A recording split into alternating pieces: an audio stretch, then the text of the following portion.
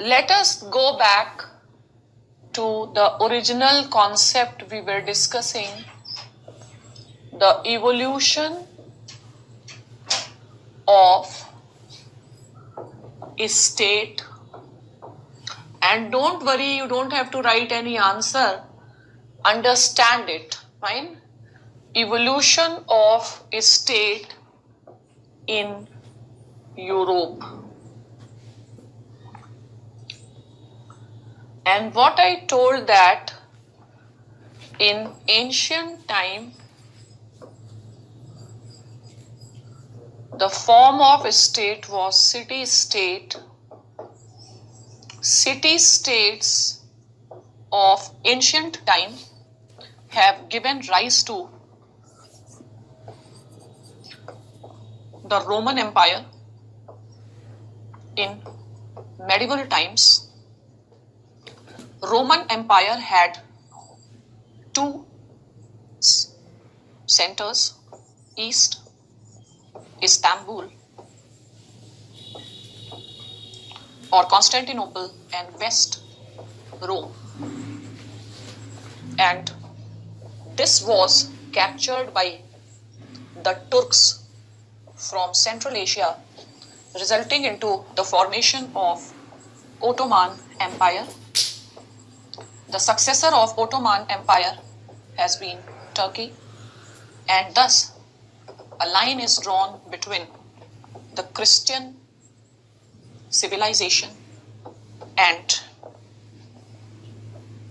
the Islamic civilization, and then there has been a clash of civilizations, and in the world history you will study about the Crusades. Fine. Now, what else happened in the Western Europe?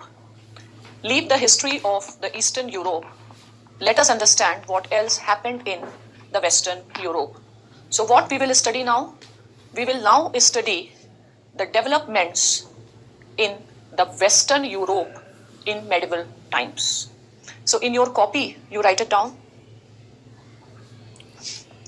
The developments in the Western Europe in medieval times.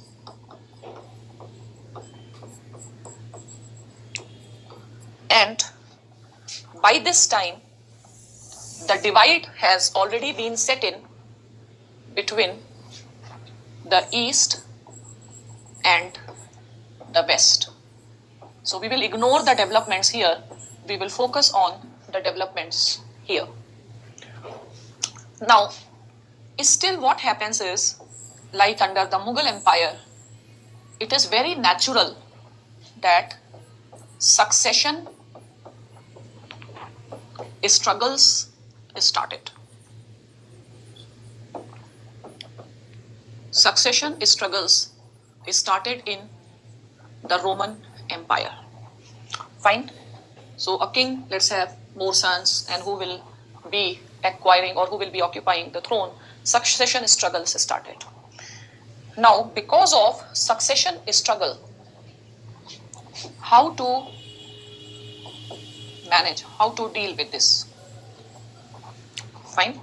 So you can write this in the western part of Roman Empire, succession struggles started.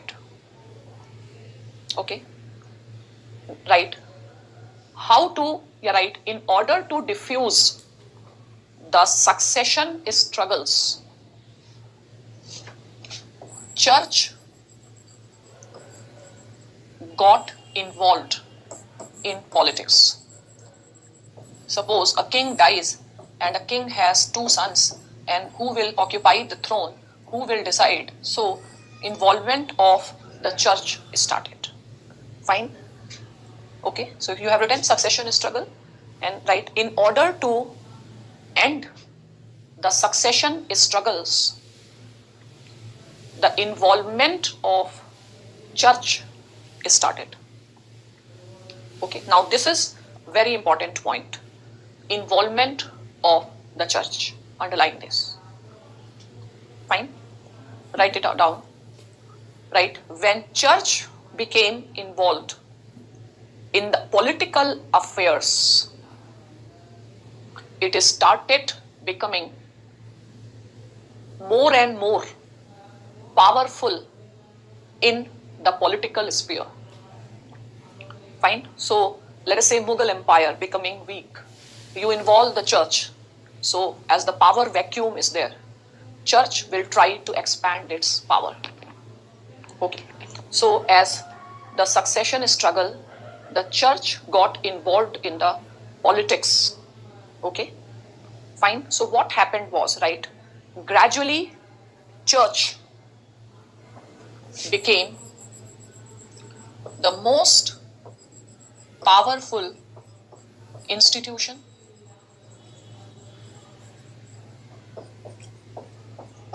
let us say Roman Church, and the authority of Roman emperor became weak, very weak, and you can say nominal.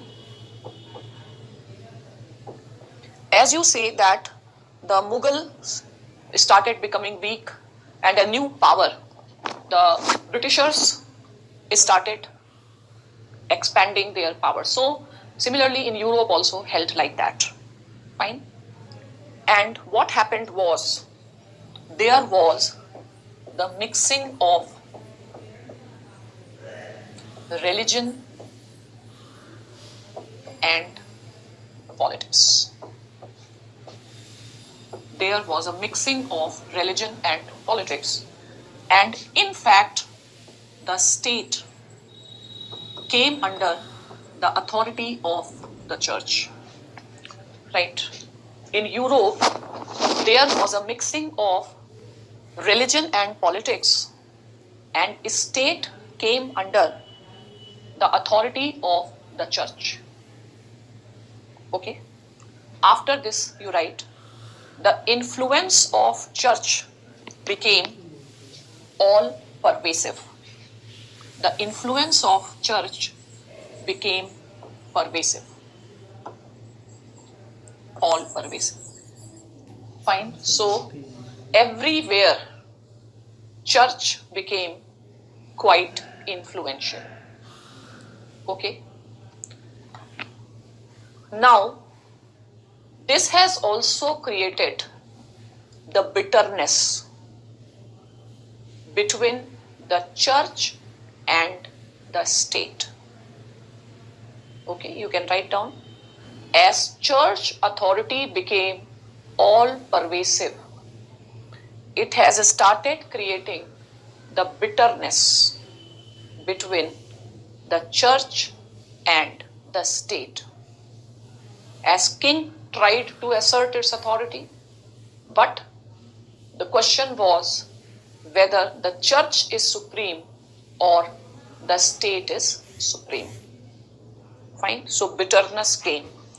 So in the European history, this bitterness is explained through, or described through, the theory of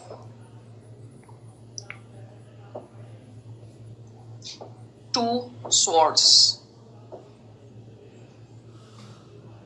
The theory of two swords. Fine. First, the sword of the Pope and the sword of Emperor, or the sword of the King. Whose law will prevail? Right? The conflict between the church and state in Europe is described through the phrase theory of two swords. Means whose law will prevail. Pope or the king. Okay, so it was a very chaotic situation. Fine, write it down. It was a very chaotic situation. When you don't know, suppose in India, if you don't know Supreme Court is supreme or President is supreme and where should I go, it is all chaos. Fine. And this chaos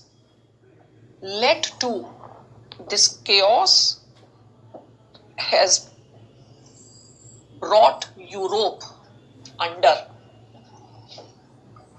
the 30 years of war.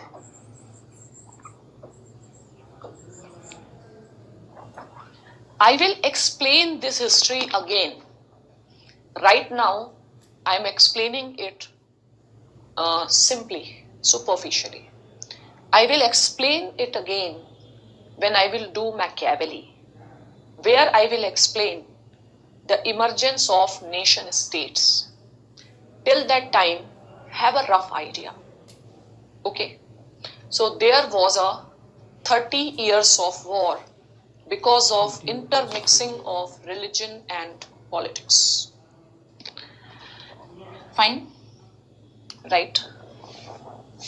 If you have not written, you can note it down, that because of intermixing of religion and politics, there was a 30 years of war. Okay. Now, the 30 years of war, this ended in Treaty of Westphalia.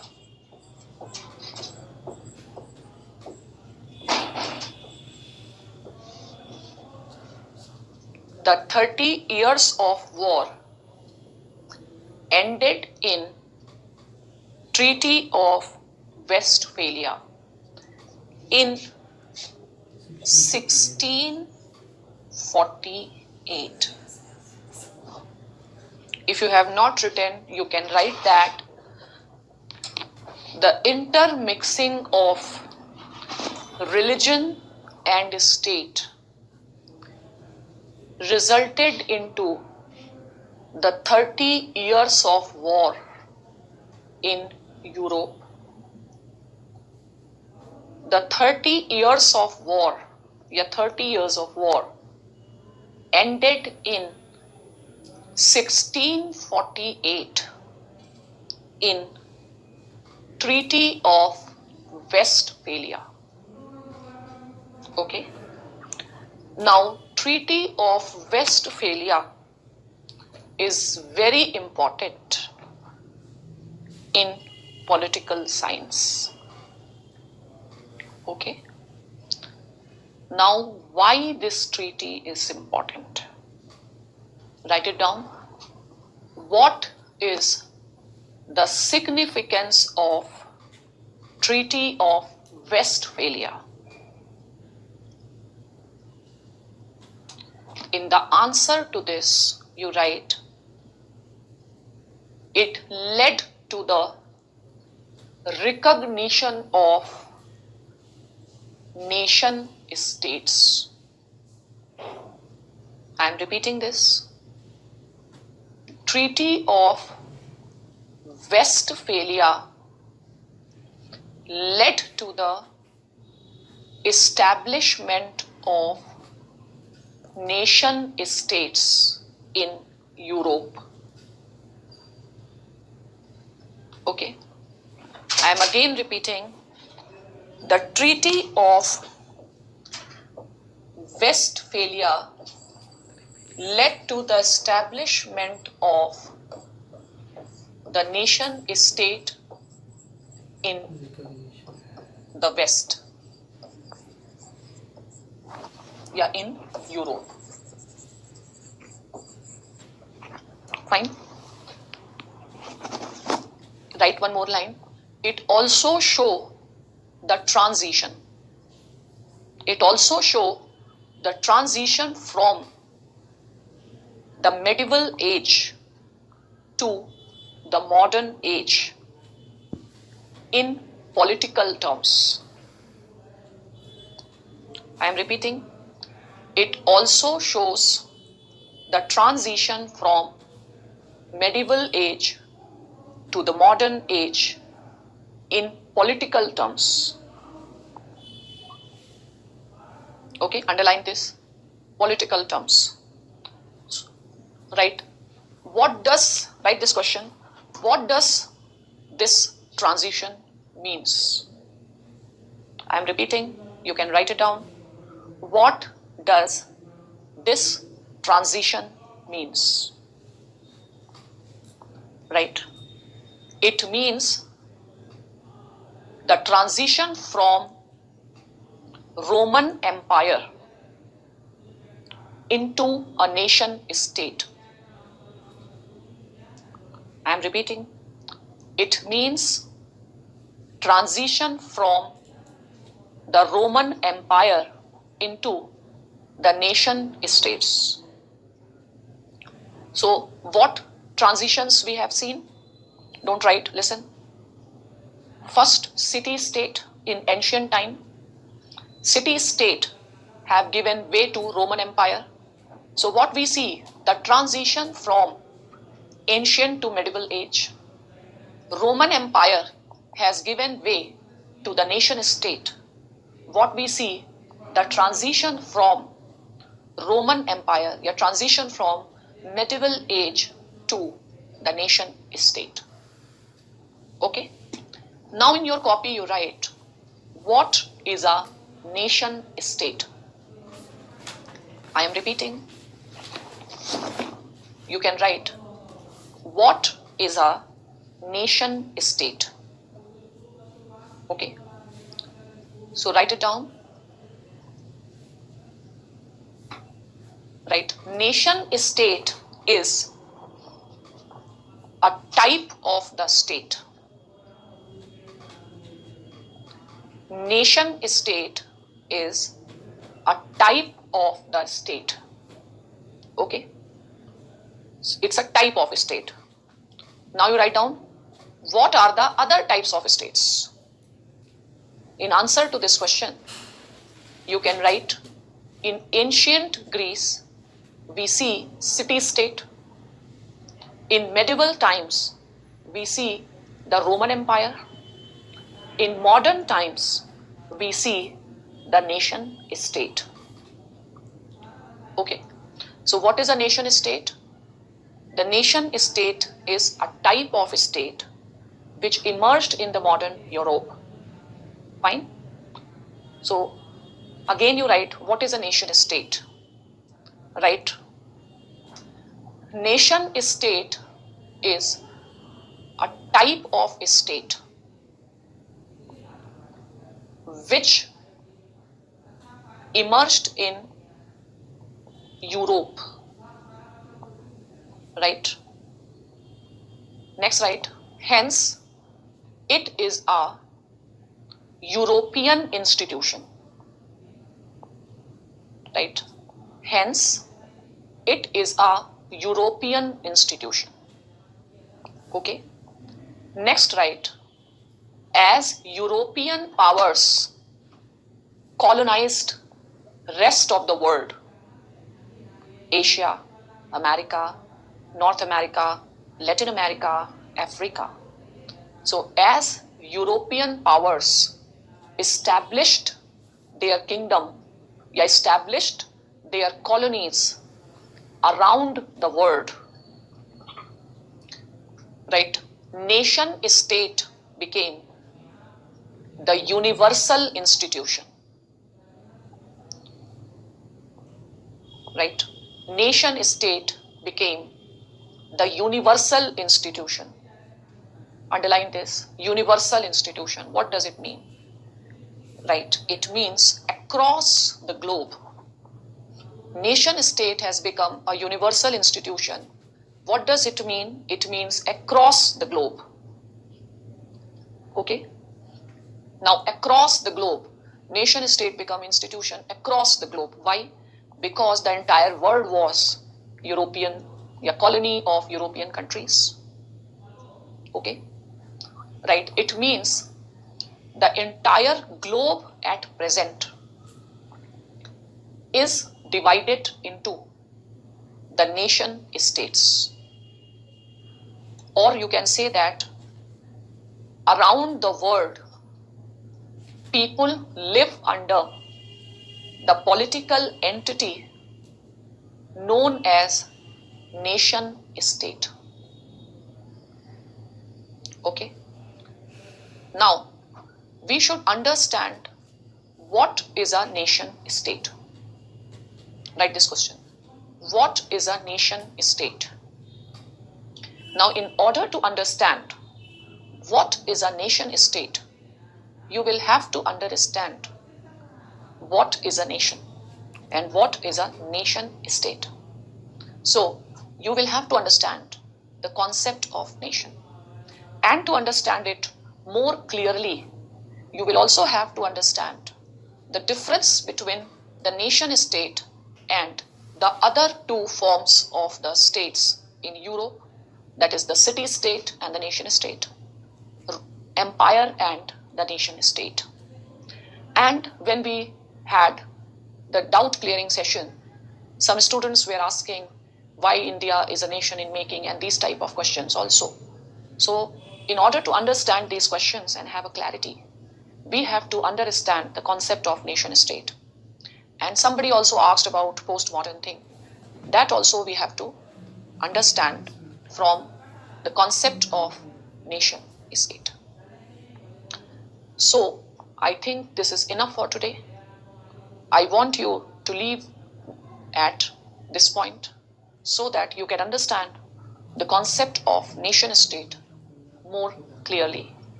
Hello friends, let us continue with the discussion.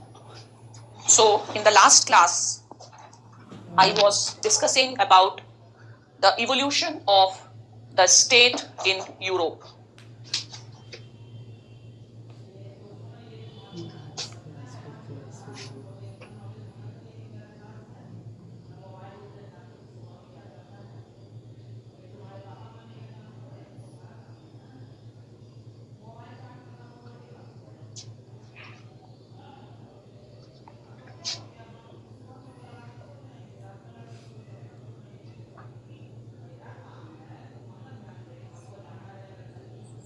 Evolution of the state in Europe. I am again reminding, there is no question from this topic, but you will have to understand this topic to understand the further political science properly. And my habit is, I will keep on relating the theory and the evolution with the current developments. Like yesterday, I talked about current Turkey issue. So don't get confused. Just listen. My purpose is to open your mind, to ignite your minds about the things happening and how various threads are interconnected. And don't think everything, every information from the perspective that I have to write answer. Plus, don't think that everything has to be written. There's a lot of things which have to be understood. Okay? So, yesterday, I told you about the city-state and city-state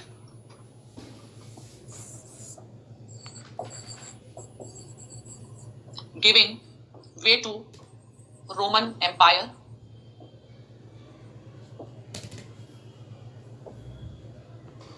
Fine. And Roman Empire giving way to nation state.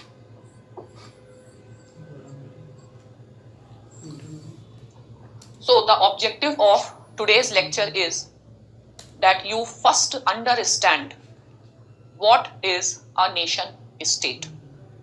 Fine.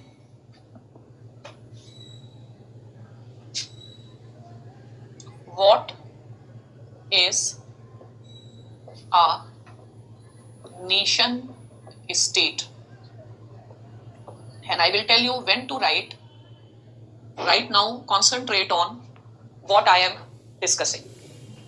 Fine. So the first thing is state. Fine. If state is a noun, nation state is an adjective. Okay. There can be different types of states. Okay. What are the other types of states we have seen? We have seen city state. We have also seen Roman Empire. Now, which type of state are we going to study? Nation state. Okay. Since we are born and brought up in the nation state, and around the world you see only nation state, you feel nation state is a state. Fine. But there can be various models of nation state, and at different point of time, there have been different types of states. Now, the time in which we are living, the people around the globe are divided into the political communities known as nation states. So nation state is essentially a European institution. It emerged in Europe, and because European powers, they colonized the world including America, nation state became the universal institution. So all those who will pay attention to what I am speaking, rather than start relating, always come to this class with empty mind rather than a cluttered mind with lot of confusions, and keep things simple, keep things straight, and declutter your mind. Don't have confusions, and listen to what is being told. Okay. Because if you will bring the web of confusions around you, this will become difficult and you will stick to your confusions and you will not be able to move in the class with the flow. So understand the things in the way I am developing. Okay. I hope you have understood this much, and in the last lecture you have also noted it down. Fine. So now I will tell you what are the characteristics, what are the elements of nation states. You can write in your copies, what are the elements of nation states. Okay. In answer you write, there are 4 elements of nation state.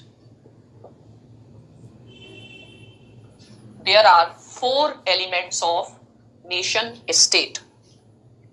What are these 4 elements? One is territory. Second is population.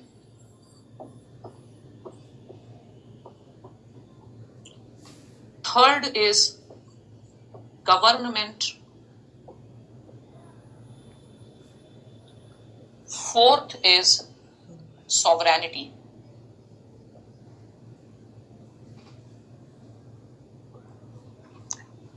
Fine. If anybody asks you what are the features of nation state, your simple answer should be nation state has 4 features. I am not talking about every state. I am talking about the nation state. Okay. Now, write the next question. Write when and where nation state originated. So the next question is when and where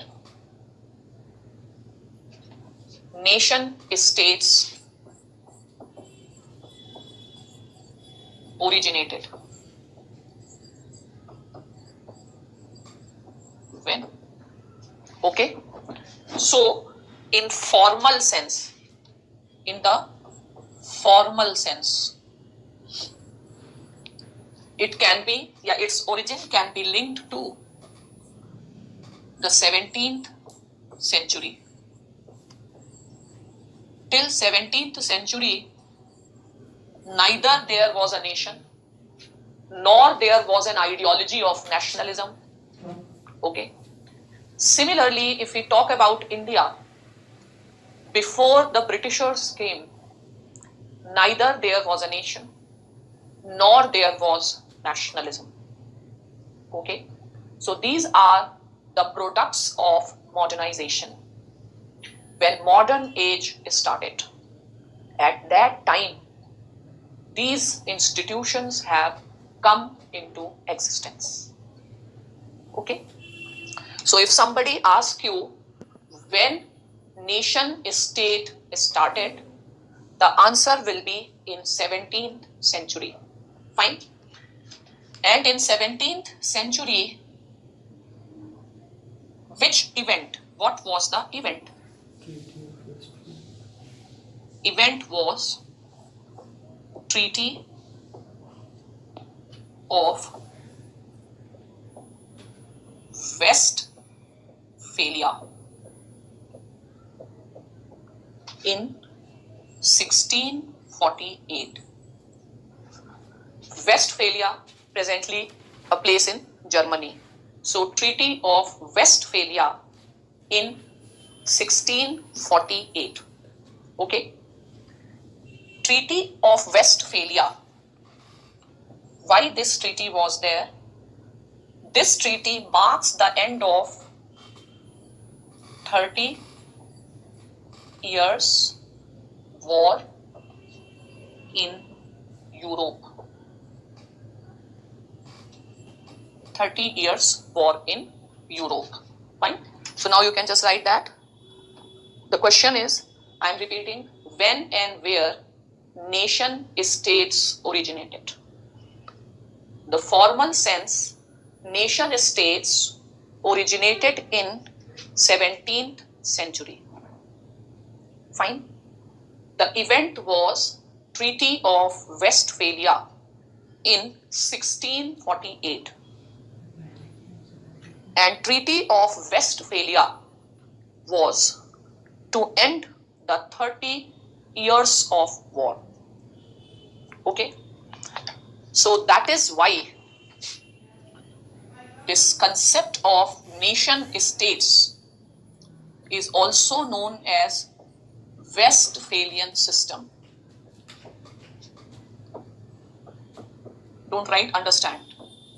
Nation states is also known as the Westphalian system. If the states are organized on the principles of nation state, it is called Westphalian order. Okay. Again, don't write, just understand. Another significance of Treaty of Westphalia is the beginning of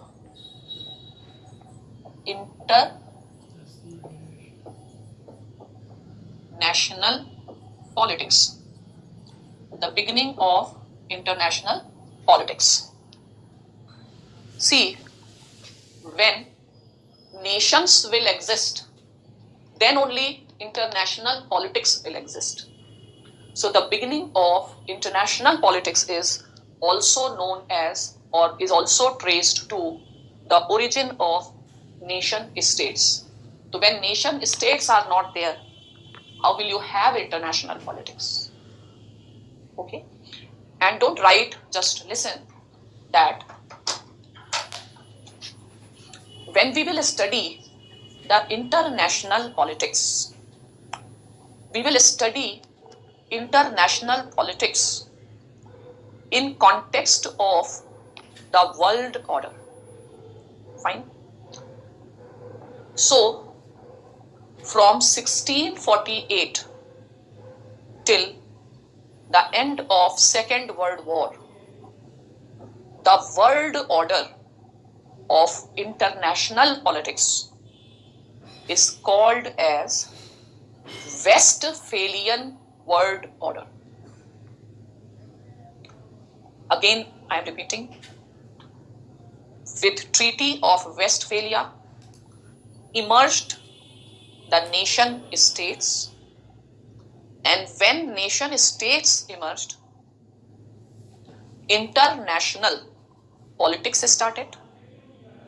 And when we study international politics, we study in the framework of the world order.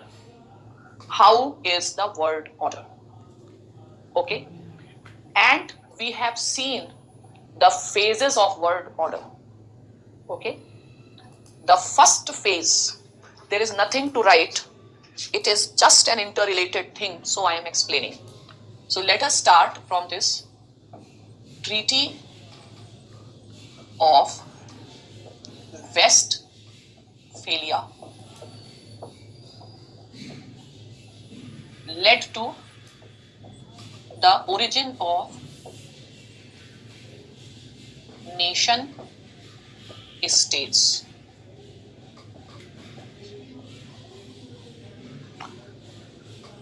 What was a system before? Roman Empire.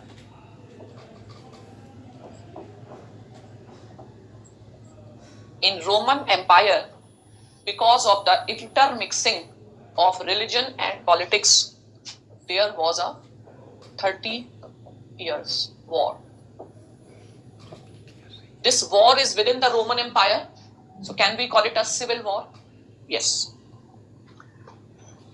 Now, when nation states emerged, then international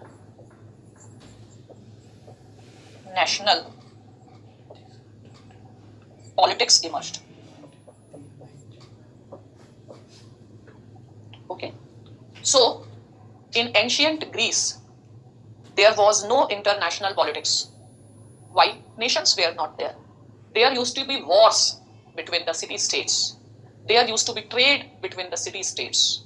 But there used to be no international politics. Child. Is that clear?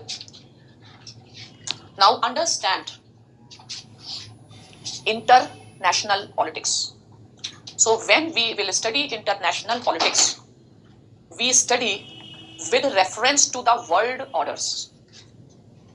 When we will study international politics, we study with reference to the world orders. Okay? You must be knowing the name of one very famous personality, Henry Kissinger.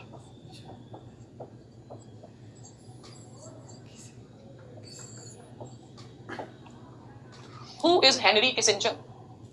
Henry Kissinger was the Secretary of State of USA. Okay. At the time of Nixon, when Nixon was president, Kissinger was Secretary of State.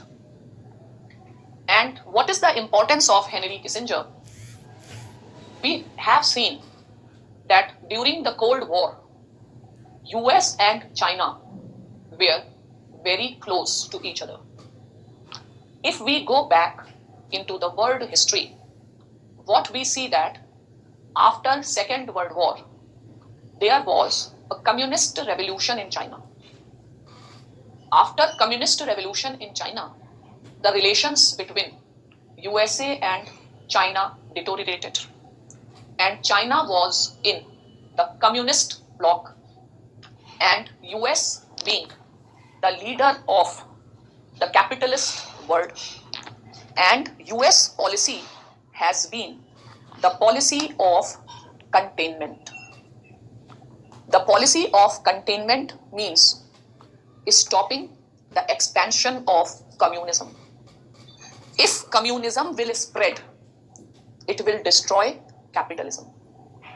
Hence, we see the war in Korean Peninsula.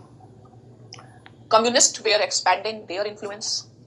Americans and the capitalist world was trying to prevent their influence.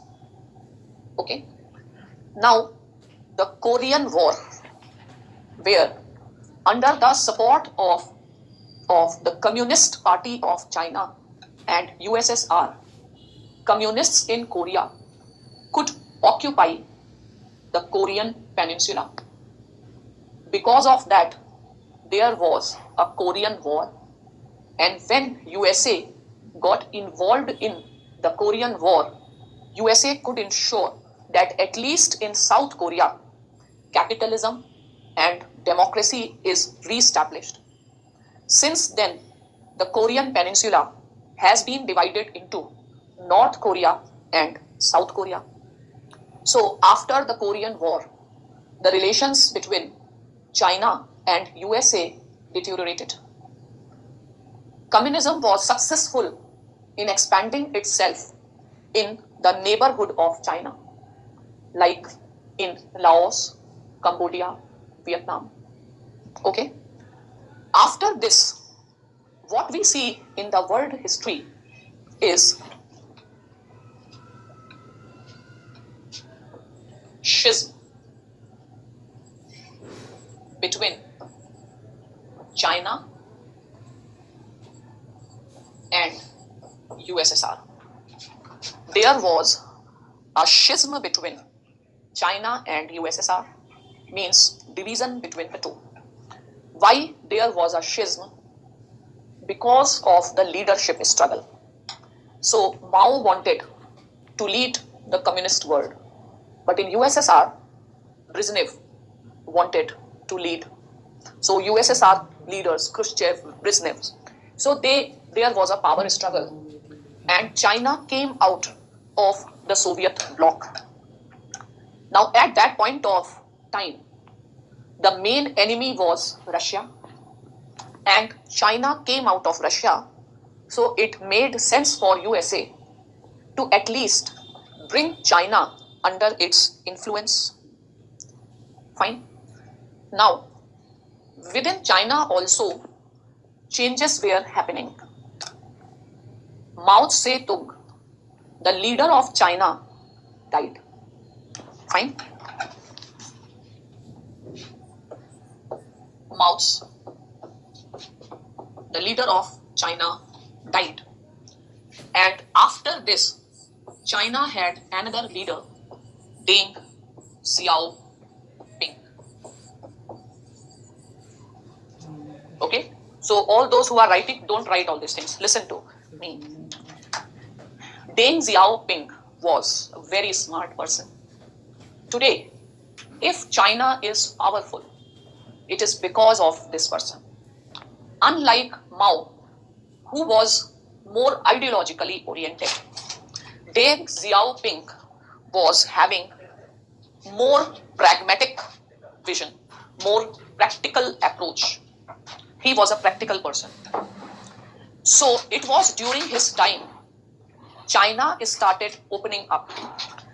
He could realize that through the communist method, we will not be able to develop China.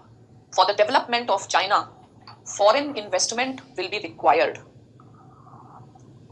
Now, USA seized this opportunity, and a phase of good relations between US and China started.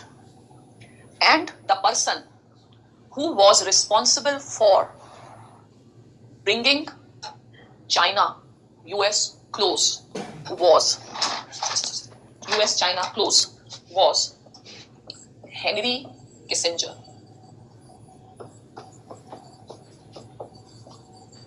He was the Secretary of State, equivalent to Foreign Minister in India, of Nixon.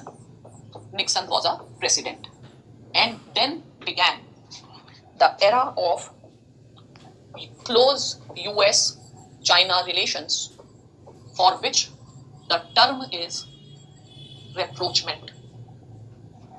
Fine. So Henry Kissinger has been a person. Henry Kissinger always favored USA's closer relation with China over India. Till very recently, he emphasized that US should improve its relations with China. In the last 1 or 2 years, there was a change in his approach. And in the last 1 or 2 years, he has started talking about US to give importance to India. How and why is different, we will discuss in international politics. And Kissinger must be around 95 years plus, around 99. And he visited India last year, along with some other members, some other experts of USA, which also signals a big change. Now, after 95 years, you can say, I don't know exactly, maybe at the age of 97, 99, Kissinger has written a book. And that book became very famous. The title of the book was World Order. Fine. So international politics is studied with reference to the world order. Excuse me. I can show you this book. This is the book of Henry Kissinger, The World Order, to understand the world politics. Fine. If you want, you can see this book. Now, why I brought you to Kissinger is that you can understand what is happening. But because I referred this term world order, so I thought, let me tell you about the world order. What exactly is the world order? Like how the system, how the world system is there. Fine. I will be using this term, so I thought I will tell you. So, when nation states emerged, then international politics emerged. Fine. And how do we study international politics? We study international politics through the framework of world order. Okay. And we have seen various world orders. Okay. Now, the types of world orders which we have seen. First, from Treaty of Westphalia till the end of Second World War.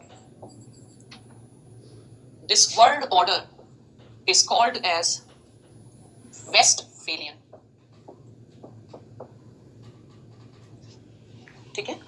From Treaty of Westphalia till the end of Second World War, the world order is called as Westphalian. Fine. Second, and please don't write all these things, just have these concepts in mind. Fine, I will tell you when to write. From Second World War till 1991. What happened in 1991? Disintegration of USSR.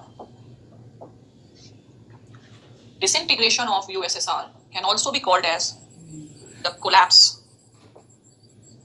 of communism.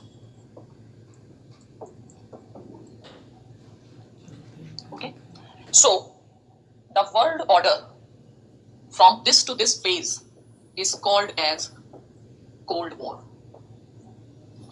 Cold War world order. Okay. And from 1991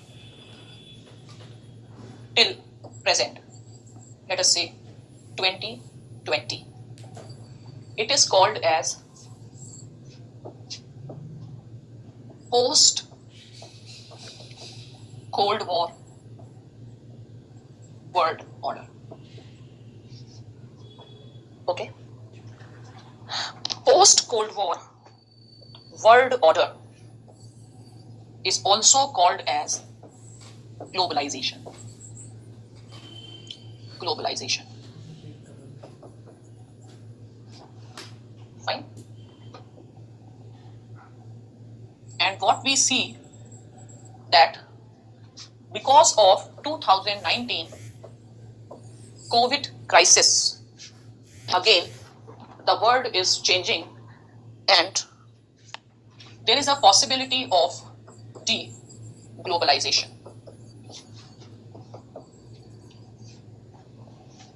Okay, and it is believed that de-globalization will take us back to the Westphalian world order.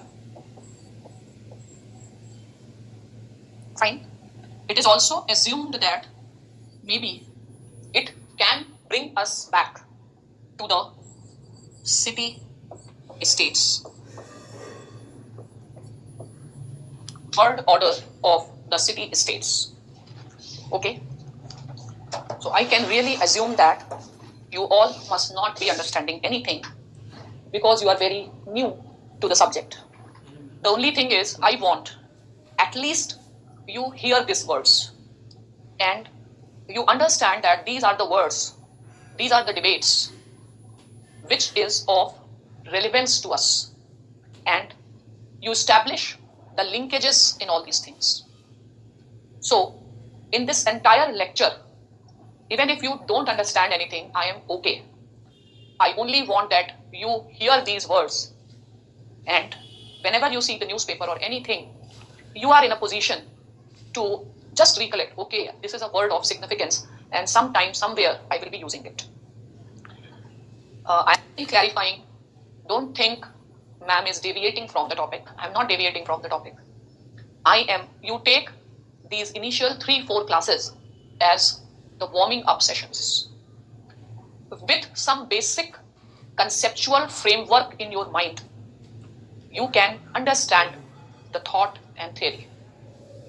Thought, theory, comparative politics, international relations, Indian politics.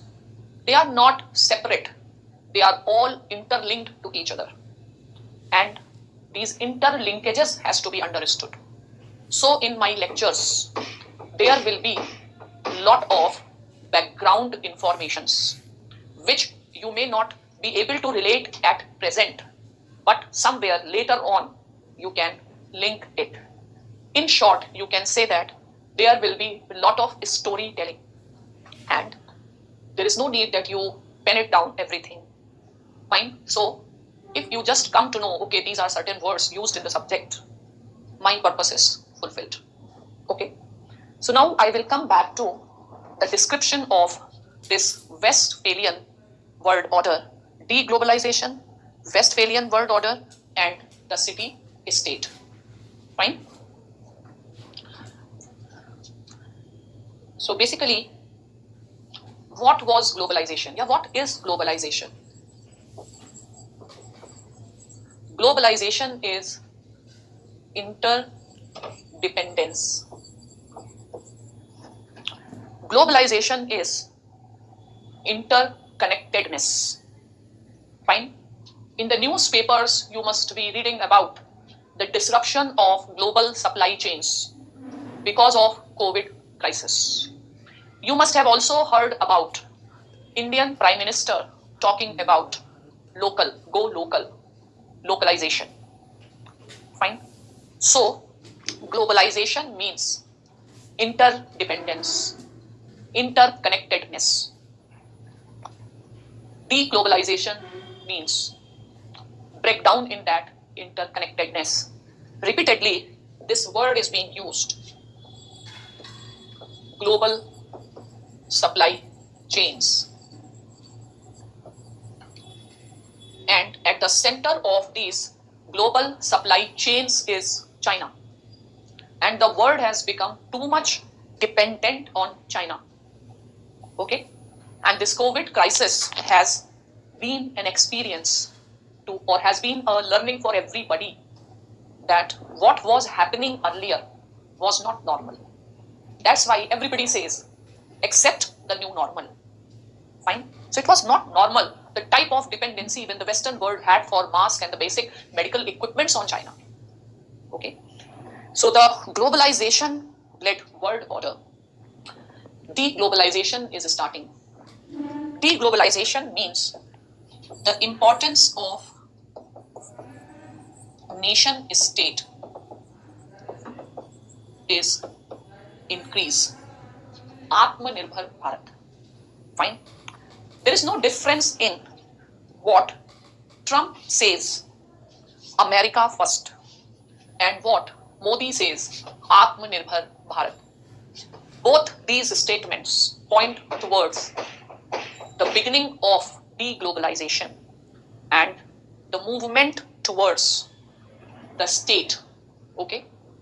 So when it was globalization, era of globalization, WTO was important. Era of deglobalization, instead of multilateralism, you will hear America first or Atmanirbhar